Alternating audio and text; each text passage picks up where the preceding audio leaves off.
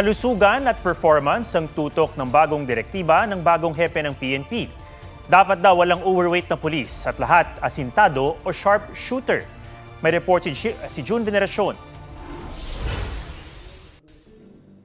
Kilala bilang physically fit ang bagong PNP chief na si Nicolas Torre III.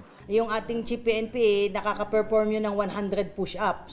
Kaya hindi na marahil nakakagulat na isa sa mga una niyang direktiba pag-upo sa pwesto na dapat walang overweight na pulis. Ayaw niya siyang nakakita ng ang taba-taba. Paano ka nga naman makakatakbo kung halos hindi mo na mabitbit yung sarili mo? Bago kay Torre, may mga naunang PNP chief na rin ang nag-utos na bawal ang mataba sa hanay ng mga pulis.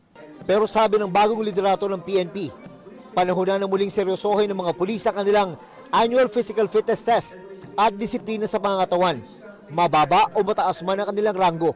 Ano nga ba ang parusa sa mga pulis na hindi makakapasa sa physical fitness test o PFT? Kapag 2 beses na bumagsak na magkasunod, sabi ng PNP, hindi pwedeng ma-promote ang isang pulis.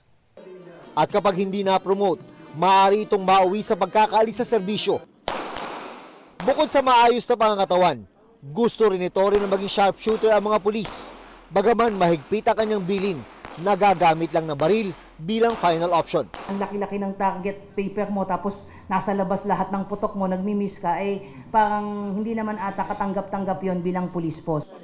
June Veneracion, nagbabalita para sa GMA Integrated News. Huwag magpahuli sa mga balitang dapat niyong malaman. Mag-subscribe na sa GMA Integrated News sa YouTube.